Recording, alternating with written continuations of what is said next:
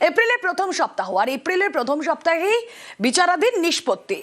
Supreme কোর্টের নির্দেশে SIR বিচার বিভাগ 17 মার্চ রেকর্ড 2 লক্ষ অ্যাডজুডিকেশনের নিষ্পত্তি, যুক্তিগ্রাহ্য তথ্য বিভ্রাট যাচাইয়ে 710 বিচারক। নজর সকলের এপ্রিলের প্রথম সপ্তাহে, কারণ সেই সময় বিচারাধীন নিষ্পত্তি।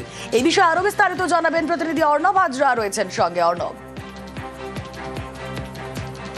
দেখো, আমাদের রাজ্যের প্রায় 500-র বেশি জুডিশিয়াল অফিসার কাজ করছেন এই এসআইআর অ্যাডজুডিকেশন বা যুক্তিগ্রাহ্য যে অভিযোগগুলি রয়েছে সেই অভিযোগগুলি নিষ্পত্তির কাজ করছেন এবং তারা জজিয়াতির কাজ করেন, সেখানেই তাদের পারদর্শিতা। কিন্তু নতুন একটা জায়গা যেটা দুদিনের ট্রেনিং নিয়ে কাজ শুরু করেছিলেন আমাদের রাজ্যের বিচারকরা, সেটা ডিস্ট্রিক্ট জাজ হতে পারেন, অ্যাডিশনাল ডিস্ট্রিক্ট জাজ বা সিনিয়র বা জুনিয়র ডিভিশনের বিচারকরা, যাদের 3 বছর অভিজ্ঞতা রয়েছে। কিন্তু এই মুহূর্তে চারিদিক থেকে যেহেতু ভোটের দামামা বেড়ে গেছে, এই অবস্থায় কার্যত অক্লান্ত পরিশ্রম করার পর আমাদের রাজ্যের বিচারকরা 17 মার্চ অর্থাৎ গতকাল একটা রেকর্ড করেছেন। এখনও পর্যন্ত কোনো দিন 1 লক্ষ, কোনো দিন 1.5 লক্ষ, কোনো দিন 1,20,000 এমন অভিযোগে নিষ্পত্তি হচ্ছিল, কিন্তু গতকাল সেই সংখ্যাটা 2 লক্ষে পৌঁছে গিয়েছে। অর্থাৎ একদিনে গতকাল সমস্ত বিচারক মিলে প্রায় 710 জন বিচারক কাজ করছেন। এই 710 জন বিচারক মিলে 2 লক্ষ অভিযোগের নিষ্পত্তি করেছেন। এক্ষেত্রে একটা বিষয় বলতে হয়, আমাদের রাজ্যে যে বিচারক রয়েছেন তাদের পারফরমেন্স সব থেকে ভালো। এক্ষেত্রে ঝাড়খণ্ড এবং ওড়িশা থেকে যে বিচারকরা এসছেন তাদের কিছুটা ভাষাগত সমস্যা বা অন্যান্য যে বিষয়গুলি রয়েছে এবং তারা অনেকটা দেরিতে কাজ শুরু করেছেন এবং পুরো বিষয়টার মধ্যে তারা এখনও হ্যাবিচুয়েটেড হওয়া, আরও কিছু হয়তো সময় তাদের প্রয়োজন। তাদের রেকর্ড কেউ 200 বা 250টা অভিযোগে নিষ্পত্তি করছেন, কিন্তু আমাদের রাজ্যে যারা বিচারক যারা শুরু থেকে কাজটা করছেন, যেমন বাঁকুড়া, পুরুলিয়ায়, তারা সেই জেলার কাজ করেও তারা অন্য জেলায় গিয়ে কাজ করছেন।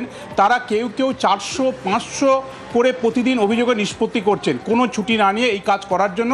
এই রেকর্ড গতকাল তৈরি হয়েছে এবং যেটা প্রধান বিচারপতির কাছে যে রিপোর্ট ইতিমধ্যে এসছে বলে সূত্র আমরা জানতে পারছি, এইভাবে যদি তারা অভিযোগের নিষ্পত্তি করে, প্রথম দফার মনোনয়ন অর্থাৎ প্রথম দফায় উত্তর পাহাড় থেকে দক্ষিণ পর্যন্ত প্রায় 152 আসনে ভোট, সেই মনোনয়ন দাখিলের যে সময় রয়েছে 6 এপ্রিল, তার আগে 5ই এপ্রিলের মধ্যে এই 152টা বিধানসভারই হয়তো সমস্ত অ্যাডজুডিকেশনের কাজ নিষ্পত্তি হয়ে যাবে।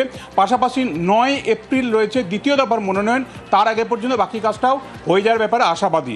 একই সঙ্গে ট্রাইব্যুনাল তৈরির জন্য ইতিমধ্যে 10 থেকে 12 জন অবসরপ্রাপ্ত বিচারপতির কাছে কনসেন্ট চেয়ে ইতিমধ্যেই হাইকোর্টের তরফে যোগাযোগ করা হয়েছে। মনে করা হচ্ছে একাধিক অ্যাপিলেট ট্রাইব্যুনালও তৈরি হতে চলেছে খুব শীঘ্রই।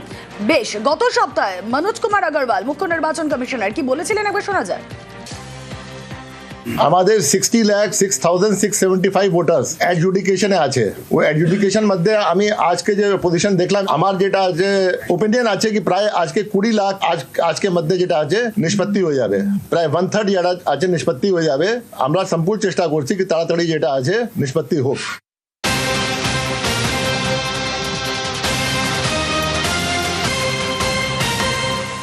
আর এদিকে ভোটের নিরাপত্তা নিয়ে কমিশনের বৈঠক, সিইও অফিসে রাজ্য পুলিশের শীর্ষ কর্তারা। বৈঠকে কেন্দ্রীয় বাহিনীর আধিকারিকরাও বাহিনী মোতায়েন ও রুটমার্চ নিয়ে আলোচনা। ইতিমধ্যে রাজ্যে 480 কোম্পানি কেন্দ্রীয় বাহিনী। আরও ডিটেইলে জানাবেন প্রতিনিধি সোমরাজ বন্দ্যোপাধ্যায় রয়েছেন সঙ্গে। সোমরাজ, কিভাবে কেন্দ্রীয় বাহিনী বিভিন্ন জেলায় জেলায় মোতায়েন করা হবে তৃতীয় দফায়, তা নিয়ে মূলত এই পর্যালোচনা বৈঠক করা হয়েছে আজকে বলেই কমিশন সূত্রে জানা যাচ্ছে। তুমি জানো, এ রাজ্যে কমপক্ষে 2000 কোম্পানি কেন্দ্রীয় বাহিনী মোতায়েন করতে চলেছে নির্বাচন কমিশন। ইতিমধ্যেই যে 480 কোম্পানি কেন্দ্রীয় বাহিনী মোতায়েন হয়েছে রাজ্যে, সেই বাহিনীকে কিভাবে মোতায়েন করা হবে তার চূড়ান্ত রূপরেখা তৈরি হয়ে গেছে এবং সেই অনুযায়ী মোতায়েন হয়ে গেছে। কিন্তু বাকি যে বাহিনী আসবে রাজ্যে, তার মধ্যে কোন কোন জেলায় কত পরিমাণ বাহিনী মোতায়েন করা হবে কেন্দ্রীয় বাহিনী, তা নিয়েই মূলত আলোচনা করতে এই বৈঠক করা হয়েছে। এবং শুধু তাই নয়, এই যে বুথ ভিত্তিক কতজন করে বাহিনী থাকবে, যেটা আমরা আগেই জানিয়েছিলাম যে কমিশনের পরিকল্পনা করা হয়েছে যে একটি বুথ থাকলে সেখানে হাফ সেকশন অর্থাৎ 4 জন, একটি ভোট গ্রহণ কেন্দ্রে যদি 2টি বুথ থাকে তাহলে 1 সেকশন অর্থাৎ 8 জন কেন্দ্রীয় বাহিনীর জওয়ান মোতায়েন করা থাকবে।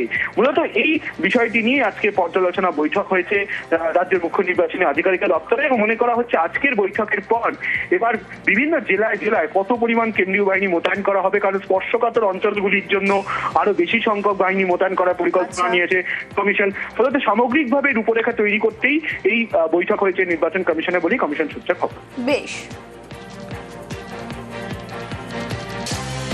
আজকের মিটিংটা কি নিয়ে আলোচনা হলো মূলত?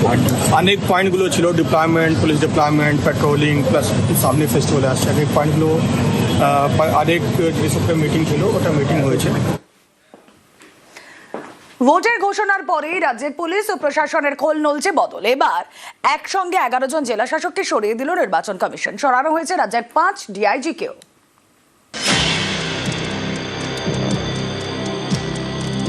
রবিবার ভোট ঘোষণা, সেদিন মাঝরাত থেকেই শুরু, তারপর একের পর এক বদল। বুধবারও একই পথে নির্বাচন কমিশন। কোচবিহারের জেলা শাসক ছিলেন রাজু মিশ্রা, তার জায়গায় এলেন জিতিন যাদব। জলপাইগুড়ির জেলা শাসক রবি প্রকাশ মিনার জায়গায় সন্দীপ ঘোষ। উত্তর দিনাজপুরের জেলা শাসক ছিলেন তনভীর আফজাল, তার জায়গায় আনা হয়েছে বিবেক কুমারকে। সরানো হয়েছে মালদার জেলা শাসক প্রীতি গোয়েলকেও। নতুন জেলা শাসক রাজনবীর সিং কাপুর। আলিপুরদুয়ারের জেলা শাসক ছিলেন শেভালে অভিজিৎ তুকারম। নতুন জেলা শাসক হলেন টি বালসুব্রমণিয়ম। মুর্শিদাবাদের জেলা শাসক ছিলেন সুরেন্দ্র কুমার মিনা, তার জায়গায় আর অর্জুন। নদিয়ার জেলা শাসকের দায়িত্বে ছিলেন নিখিল নির্মল, তাকে সরিয়ে আনা হয়েছে শ্রীকান্ত পল্লীকে। পূর্ব বর্ধমানের জেলা শাসক ছিলেন আয়েশা রানী, তাকে সরিয়ে আনা হয়েছে শ্বেতা আগরওয়ালকে। দার্জিলিং এর জেলা শাসক সুনীল আগরওয়ালকেও সরিয়ে দিয়েছে কমিশন, তার জায়গায় হরিশঙ্কর পানিক্কর। উত্তর 24 পরগনার জেলা শাসক ছিলেন সিয়াদ এন, তার জায়গায় আনা হয়েছে শিল্পা গৌরী সারিয়াকে। দক্ষিণ 24 পরগনার জেলা শাসক ছিলেন অরবিন্দ কুমার মিনা, তার জায়গায় এসেছেন অভিষেক কুমার তিওয়ারি। এই জেলা শাসকদের মধ্যে আর অর্জুন, রণধীর কুমার এবং স্মিতা পান্ডেকে আগেই রোল অবজারভারের দায়িত্বে নিয়োগ করেছিল নির্বাচন কমিশন। তখন তাদের কাজ ছিল ভোটার তালিকা খতিয়ে দেখা, জেলা প্রশাসনের কাজে নজরদারি চালানো। এবার সরাসরি তাদের জেলা শাসক এবং ডিভিশনাল কমিশনারের পদে নিয়োগ করা হলো। স্মিতা পান্ডেকে 2021 সালের ভোটের আগে পূর্ব মেদিনীপুরের জেলা শাসক হিসেবে নিয়োগ করেছিল নির্বাচন কমিশন। সেবার নন্দীগ্রামে ভোট গণনায় জেলা শাসকের ভূমিকা নিয়ে প্রশ্ন তুলেছিলেন মমতা বন্দ্যোপাধ্যায়। এর আগে ডিআইজি পদেও বদল করে কমিশন। 5 জন ডিআইজিকে তারা সরিয়ে দিয়েছে। রায়গঞ্জ রেঞ্জের ডিআইজি ছিলেন নিম্বালকর সন্তোষ উত্তরম রাও, তাকে সরিয়ে আনা হয়েছে রাঠোর অমিত কুমার ভরতকে। মুর্শিদাবাদের ডিআইজি সুধীর কুমার নীলকান্তমকে সরিয়ে আনা হয়েছে অজিত সিং যাদবকে। বর্ধমান রেঞ্জের ডিআইজি ছিলেন আলোক রাজোরিয়া, তাকে সরিয়ে দায়িত্ব দেওয়া হয়েছে শ্রীহরি পান্ডেকে। জলপাইগুড়ি রেঞ্জের ডিআইজি ভোলানাথ পান্ডেকে সরিয়ে আনা হয়েছে অঞ্জলি সিংকে। প্রেসিডেন্সি রেঞ্জের ভাস্কর মুখোপাধ্যায়কে সরিয়ে আনা হয়েছে কঙ্কর প্রসাদ বারুইকে। এর প্রক্রিয়া চলতেই থাকবে। এখানকার আইন শৃঙ্খলা সমস্যার জন্য যারা দায়ী, যারা সিরিয়াসলি সাধারণ মানুষকে সুরক্ষা দিতে পারেননি, তাদের ভরসা করে ইলেকশনও হতে পারে না ফ্রি ফেয়ার, সেই জন্য তাদেরকে আলাদা করা উচিত। জিতবে আবার মমতা বন্দ্যোপাধ্যায়ের বাংলা। আরে কত চেয়ারে কত পরিবর্তন করবে, যারা বসবে তারাও বাংলার লোক, আমাদের লোক। এই রাজ্যে গত 1.5 দশক ধরে যা চলেছে, প্রশাসন মানেই তৃণমূল, তৃণমূল মানেই প্রশাসন। এই পরিস্থিতিতে এদেরকে সরানো ছাড়া নির্বাচন কমিশনের কি আর উপায় ছিল? সন্ত্রাস মুক্ত ভোট পশ্চিমবঙ্গবাসীকে উপহার দেওয়া কমিশনের দায়িত্ব এবং কর্তব্যের মধ্যে পড়ে। রদবদলের খেলা আর আমরা মাঠে ময়দান খেলে নিচ্ছি। রদবদলের খেলা আর আমরা মাঠে ময়দান খেলে নিচ্ছি। নিউজ 18 বাংলা। এর আগে মঙ্গলবারও রাজ্য পুলিশ প্রশাসনে ধাক্কা। নির্বাচন কমিশন বদলে দেয় এডিজি উত্তরবঙ্গ, দক্ষিণবঙ্গকে। এছাড়া একসঙ্গে 4 কমিশনারেটের সিপি এবং 12 জন পুলিশ সুপারকে বদল করা হয়। কলকাতা ডিসি সেন্ট্রালকেও সরিয়ে দেয় নির্বাচন কমিশন। কাউকে কাজে লাগিয়ে সুপার উত্তমের মতো বিহাইন্ড দ্য সিন মধ্যরাতে গুপ্ত তাণ্ডব করছে। আগে নিয়ম ছিল আমাদের স্টেট গভর্নমেন্টের কাছে লিস্ট চাইতেন, আমরা 3টে করে নাম পাঠাতাম, তার থেকে ওনারা সিলেক্ট করতেন। এ সুমোটো যেন মগের মুলুক, যেন দিল্লি কা লাড্ডু, যেন জমিদারি, জমিদার জলদার। সোমবার প্রথমে ধর্মতলায় চড়া সুর, তারপর মুখ্য নির্বাচন কমিশনারকে চিঠি। চিঠিতে মমতা বন্দ্যোপাধ্যায় লেখেন, নির্বাচন কমিশন 15ই মার্চ এবং 16ই মার্চ নির্দেশিকা জারি করেছে। রাজ্য প্রশাসনের একাধিক সিনিয়র অফিসারের একতরফাভাবে বদলি করা হয়েছে এবং অনেককে পদে বহাল রাখা হয়েছে। এই ধরনের বদলিগুলির ক্ষেত্রে কোনো জোরালো কারণ বা নির্বাচন সংক্রান্ত কোনো নিয়ম লঙ্ঘনের উল্লেখ করা হয়নি। ভারতের সংবিধানের 324 নম্বর অনুচ্ছেদ অনুযায়ী নির্বাচন পরিচালনার পূর্ণ দায়িত্ব নির্বাচন কমিশনের উপর। 1950 ও 1951 সালের জনপ্রতিনিধিত্ব আইনেও নির্বাচনী প্রক্রিয়া পরিচালনার ক্ষেত্রে কমিশনের কর্তৃত্বের কথা উল্লেখ রয়েছে, কিন্তু সেই সাংবিধানিক ক্ষমতা প্রয়োগের ক্ষেত্রে এর আগের নির্বাচনগুলিতে রাজ্য সরকারের সঙ্গে পরামর্শ করেছে কমিশন। আশা করি সংবিধানের মূল ভাবনা মেনে কমিশন নিজের ঐতিহ্য, সুনাম এবং প্রাতিষ্ঠানিক গুরুত্ব রক্ষা করবে।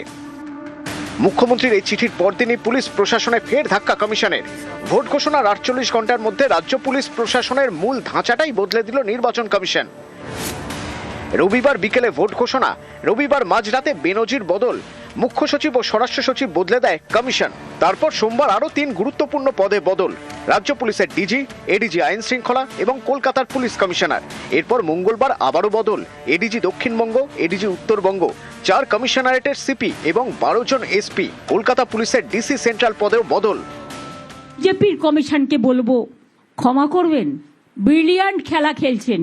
নোটিফিকেশন হলো না এখনো ইলেকশনের, তার মধ্যে চিফ সেক্রেটারি থেকে শুরু করে, হোম সেক্রেটারি থেকে শুরু করে, ডিজি থেকে শুরু করে, এডিজি ল অ্যান্ড অর্ডার থেকে শুরু করে, সিপি থেকে শুরু করে, সমস্ত কমিশনার থেকে শুরু করে, এসপি থেকে শুরু করে সব চেঞ্জ করে দিলেন। তা খেলাটা বিজেপির কথায় মেঘের আড়াল থেকে কেন খেলছেন? সরাসরি খেলুন, দরকার হলে প্রচারে নামুন। সব আইনি যখন ভঙ্গ করেছেন, সব বিধি যখন ভঙ্গ করছেন, তখন সরাসরি প্রচারে নেমে মঞ্চ করে মিটিংটাও করুন। এডিজি দক্ষিণবঙ্গ ছিলেন রাজীব মিশ্রা, তার জায়গায় এলেন রাজেশ কুমার সিং। এর আগে তাকে দুবার কম্পালসারি ওয়েটিংয়ে পাঠানো হয়েছিল, একবার বাম আমলে, আরেকবার তৃণমূল জমানায়। এডিজি উত্তরবঙ্গের চেয়ারে বসানো হলো কে জয়রামনকে। দুর্নীতির অভিযোগে এক জেলা শাসককে গ্রেপ্তার করেছিলেন, তাকে কম্পালসারি ওয়েটিংয়েও পাঠানো হয়েছিল। একই সঙ্গে 4 কমিশনারেটের সিপি বদল করা হয়েছে। বারাকপুরের পুলিশ কমিশনার ছিলেন প্রবীণ ত্রিপাঠী, এর আগে তিনি নানা গুরুত্বপূর্ণ পদে কাজ করেছেন। সেই প্রবীণ ত্রিপাঠীকে সরিয়ে নতুন পুলিশ কমিশনার অমিত কুমার সিং, যিনি 2009 ব্যাচের IPS officer. Howrah police commissioner ছিলেন আকাশ মাগারিয়া, এর আগেও তাকে ভোটের আগে সরানো হয়েছিল। এবার আকাশ মাগারিয়াকে সরিয়ে আনা হয়েছে 2005 সালের আইপিএস অখিলেশ কুমার চতুর্বেদীকে। বদল করা হয়েছে চন্দননগরের পুলিশ কমিশনার কোটেশ্বর রাওকে, তার জায়গায় নতুন পুলিশ কমিশনার সুনীল কুমার যাদব, 2009 ব্যাচের আইপিএস অফিসার। আসানসোল দুর্গাপুরের পুলিশ কমিশনার ছিলেন সুনীল কুমার চৌধুরী, তার জায়গায় নতুন পুলিশ কমিশনার প্রণব কুমার, তিনি 2003 ব্যাচের আইপিএস অফিসার। এছাড়াও 12 জন পুলিশ সুপারকে সরিয়ে দিল নির্বাচন কমিশন। ডায়মন্ড হারবার পুলিশ জেলা, বারাসাত পুলিশ জেলা, ইসলামপুর পুলিশ জেলা, মুর্শিদাবাদ পুলিশ জেলা, বসিরহাট পুলিশ জেলা, পূর্ব মেদিনীপুর, বীরভূম, কোচবিহার, মালদা, জঙ্গিপুর, পশ্চিম মেদিনীপুর, হুগলি গ্রামীণ। বদল করা হয়েছে কলকাতার ডিসি সেন্ট্রাল পদেও। ইন্দিরা মুখোপাধ্যায়কে সরিয়ে আনা হয়েছে ইয়েলওয়ার শ্রীকান্ত জগন্নাথ রাওকে। আগে যা সিট পেয়েছিল নিউজ 18 বাংলা তার থেকে তলানিতে নামবে। খড়গপুর সদর নিজের পুরনো কেন্দ্রে বিজেপি প্রার্থী দিলীপ ঘোষ বুধবার থেকে শুরু করে দিলেন ভোটের প্রচার।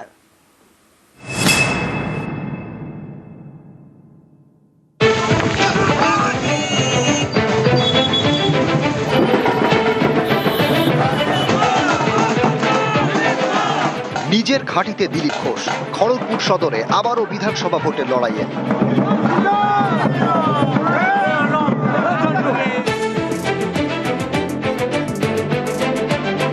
বুধবার থেকে কোমর বেঁধে প্রচারে দিলীপ ঘোষ খড়গপুরে চৌরঙ্গি মোড় থেকে শুরু করেন বাইক মিছিল।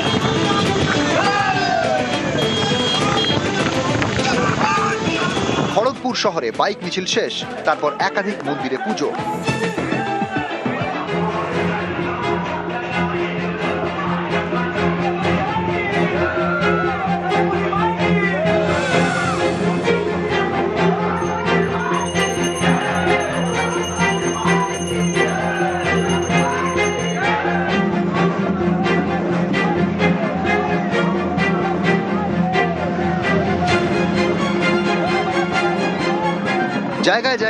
ঘোষকে শুভেচ্ছা জানান বিজেপি কর্মী সমর্থকরা।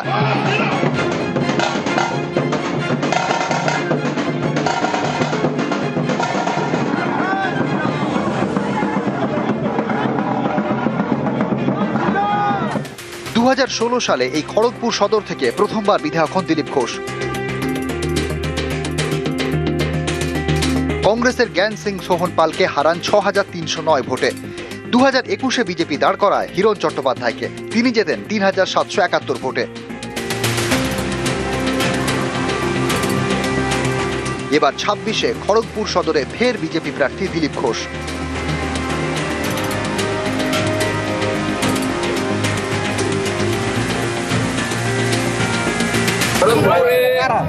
বিজেপি কর্মীদের উৎসাহই আলাদা। সাধারণ মানুষ এখানে বিজেপিকে নিজের পার্টি মনে করে। এবারে আমরা জিতবো বেশি মার্জিনে আর বেশি ভোট পাবো, এটা আমাদের টার্গেট।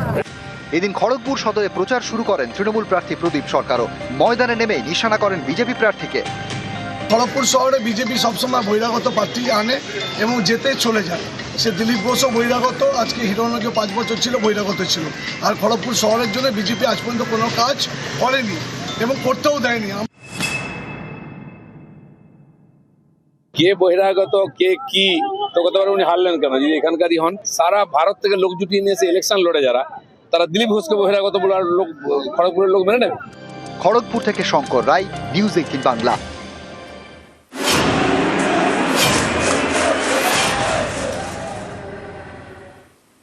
ভোটের ময়দানে কামব্যাক। ডেবরায় তৃণমূল প্রার্থী রাজীব বন্দ্যোপাধ্যায়, হুমায়ুন কবিরের বদলে প্রার্থী রাজীব। দেওয়াল লিখে প্রচার শুরু তৃণমূল প্রার্থী।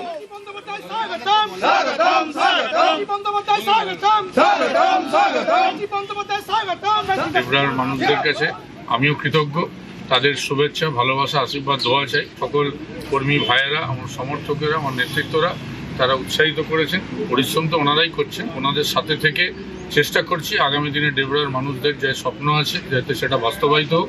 আমি যখন যেখানে জনপ্রতিনিধি ছিলাম আমি চেষ্টা করেছি সেখানে সাধ্যমতো কাজ করতে। সুতরাং আশা করি ডেবরার মানুষদেরও যে স্বপ্নগুলো আছে সেগুলো পূরণ হতে কোথাও কোনো বাধা থাকবে না। এবার ডোমকলে তৃণমূল প্রার্থী ডেবরার হুমায়ুন কবির। গতকালই নাম ঘোষণা তৃণমূল নেত্রীর। নতুন কেন্দ্র জয়ের ব্যাপারে আশাবাদী হুমায়ুন। চতুর্থবার মুখ্যমন্ত্রী হবেন মমতা বলে দাবি তৃণমূল বিধায়কের। ভালোই লাগছে। আমরা তো কর্মী, আমাদের নেত্রী মমতা বন্দ্যোপাধ্যায় বা অভিষেক বন্দ্যোপাধ্যায় নেতা, তারা যেখানে আমাকে পাঠাবেন সেখানেই আমি চলে আসবো। আমাদেরকে হচ্ছে লড়াইয়ে নামিয়েছেন। অ্যাকচুয়ালি তো সবটাই উনি, মানে সব জায়গাতে উনার এটা রয়েছে আর কি, প্রভাবটা বা ওনার যে প্রতিপত্তি বা ওনার যে সরকার চালানোর যে দক্ষতা আর কি রয়েছেন। এবং আমি এখানে জয়ের ব্যাপারে আমি 100% নিশ্চিত। এবং আপনারা এটাও জেনে নিন যে চতুর্থবারের জন্য নবান্নতে 4 মের পর মুখ্যমন্ত্রী মমতা বন্দ্যোপাধ্যায় থাকবে, কোনো চেঞ্জ হবে না।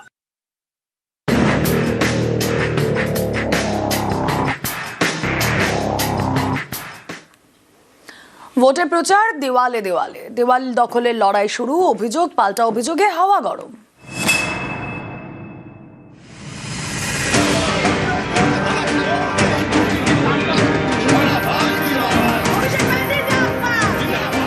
পশ্চিমবঙ্গে 2 দফা বিধানসভা ভোট, কোমর বেঁধে প্রচার শুরু।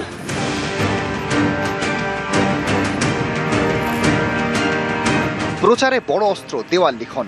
দেওয়ালে নানা ছড়া, কার্টুন, দেওয়ালে প্রার্থী পরিচিতি। সেই দেওয়াল দখলের অভিযোগ নানা জায়গায়, যেমন উত্তর 24 পরগনার দেগঙ্গা। এখানে তৃণমূলের দেওয়াল দখলের অভিযোগ বিজেপির বিরুদ্ধে। পদ্ম শিবিরের পাল্টা দাবি ওই দেওয়াল তাদেরই। এই দেয়াল ভারতীয় জনতা পার্টির দেয়াল, ওরা এসে দখল করেছে। টিএমসিরা ওরা তো ভয় পেয়ে গেছে, ওরা বুঝতে পারছে যে এবারে সরকারে টিএমসি থাকবে না, তো সেই জন্য ওরা এইবারে দেয়াল দখলের লড়াই শুরু করেছে। তৃণমূলের কংগ্রেসের দেয়াল দখল করলে আমাদের কিচ্ছু যায় আসবে না। মমতা ব্যানার্জি মা মাটি সরকার, এটা মানুষের মনে খোদাই করা হয়ে গেছে। মানুষ জানে এই 2026-এ মমতা ব্যানার্জিকে ভোট দিতে হবে, এটা মানুষের মনে অন্তরে গেঁথে গেছে।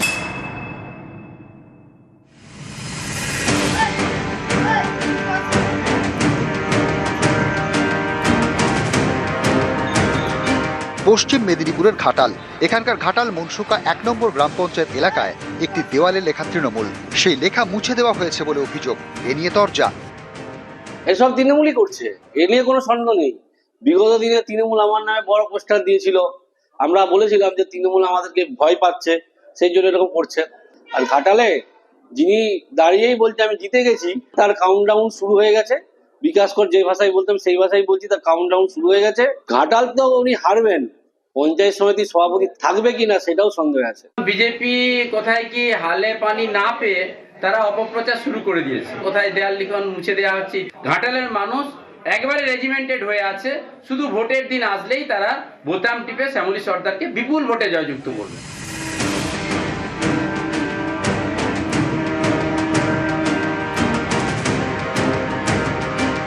উত্তর 24 পরগনার ভাটপাড়া, এখানে সিপিআইএম এর দেওয়াল দখলের অভিযোগ তৃণমূলের বিরুদ্ধে। ঘাসফুল শিবির মানতে নারাজ, এ নিয়ে ভাটপাড়া থানায় অভিযোগ দায়ের করেছে সিপিআইএম। যেগুলো আমাদের দেয়াল ছিল সিপিআইএম এর, সেই দেয়ালগুলোকে আমরা চুন করে সিপিআইএম লিখে রেখেছি। তৃণমূলের একটা বাহিনী বেরিয়ে সমস্ত দেয়াল আমাদের সিপিআইএম লেখা মুছে দিয়ে টিএমসি লিখে দিচ্ছে। এটা আমরা নির্বাচন কমিশন বা প্রশাসনের দৃষ্টি আকর্ষণ করতে অনুরোধ করছি। না না, এরকম কোনো ব্যাপার না, ঠিক আছে। দেওয়াল প্রচুর আছে, এখনো দেওয়াল অনেকগুলো খালি রয়েছে, ঠিক আছে। আমরা কারোর দেওয়াল কেন নিতে যাব? যদি মুছেই দিতাম তাহলে এখানে সিপিএম এখনো লেখা রয়েছে, আর পাশে ওনাদের দেওয়ালটাও খালি রয়েছে।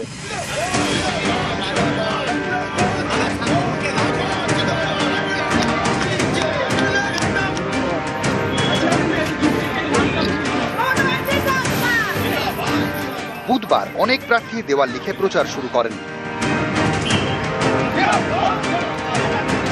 নিউজ 18 বাংলা। আলিপুরদুয়ারে প্রচারে স্লোগান যুদ্ধ। আলিপুরদুয়ারে প্রচারে বিজেপি প্রার্থী পরিতোষ দাস। পরিতোষ দাসকে দেখে জয় বাংলা স্লোগান, বিজেপি প্রার্থীকে দেখে স্লোগান তৃণমূল কর্মীদের, পাল্টা জয় শ্রীরাম স্লোগান বিজেপি কর্মীদের।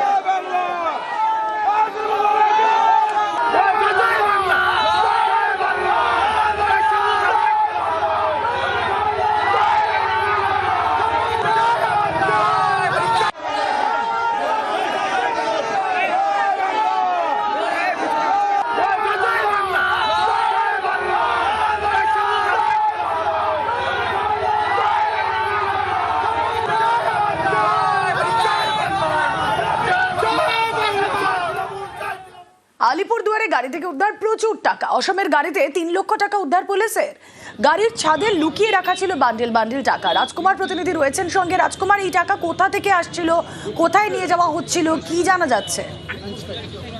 দেখো রুমেদা, যেটা জানা যাচ্ছে সেটা হচ্ছে যে অসম থেকে এই টাকা কিন্তু বেঙ্গলে এসেছে, বাংলাতে এসেছে। কারণ যে গাড়ি থেকে এই টাকা উদ্ধার হয়েছে সেই গাড়িটি কিন্তু অসম নম্বরের গাড়ি, এবং এক দম্পতিকে আটক করেছে পুলিশ এবং তাকে এখনো জিজ্ঞাসাবাদ করছে দুজনকেই। প্রায় 3 লক্ষ টাকা উদ্ধার হয়েছে এবং সব থেকে উল্লেখযোগ্য বিষয় হচ্ছে গাড়িতে টাকা পয়সাগুলো সব লুকোনো ছিল, কিন্তু সেখানে লুকিয়ে রাখা হয়েছিল। গাড়ির যে ছাদ, সেই ছাদের মধ্যে টাকাগুলো লুকিয়ে রাখা হয়েছিল এবং পুলিশ কিন্তু গোপন সূত্রে খবর পেয়ে এই অভিযান চালায় এবং অভিযান চালিয়ে কিন্তু এগুলোকে উদ্ধার করা হয়েছে। ইতিমধ্যেই এই ঘটনা তদন্ত শুরু করা হয়েছে। ওকে, घूमने के लिए शॉपिंग करने के लिए, शॉपिंग वगैरह घूमने के लिए हम लोग कल शाम को आया था ऐसे घूमने के लिए, मतलब आज जाने वाला था। मतलब मेरा हस्बैंड थोड़ा पैसा ज्यादा लग गया, हुई है गलती। हम लोग का खुद का बागान है, तो अमूल का बागान है तांबुल। हाँ जी, अच्छा अच्छा। 160 बीघा। বকখালির সৈকতে ড্রোন উদ্ধার। আর ড্রোন উদ্ধারে চাঞ্চল্য অমরাবতী গ্রামে। মাছ ধরতে যাওয়ার পথে নজরে আসে এই ড্রোন। ড্রোন উদ্ধার করে ফ্রেজারগঞ্জ কোস্টাল থানা।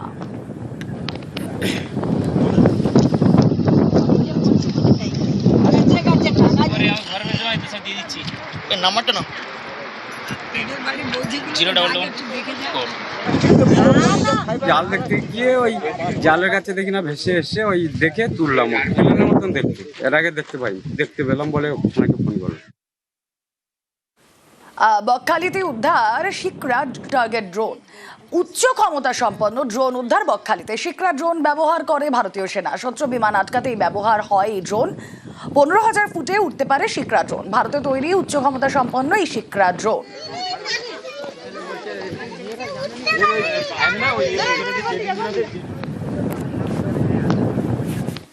ধান জমিতে পড়ে রয়েছে বিশাল ড্রোন। ধান জমিতে ড্রোন পড়ে থাকতে দেখে চাঞ্চল্য পশ্চিম মেদিনীপুরের নাতনের বকুলতলায়। কোথা থেকে কিভাবে ধান জমিতে এই ড্রোন? দাঁতনে উদ্ধার ভেলোস 1.0 ড্রোন। তীব্র গতিতে উঠতে পারে এই ড্রোন। 100% কার্বন ফাইবার বডি, কম ওজন হওয়ায় দীর্ঘক্ষণ উঠতে পারে এই ড্রোন।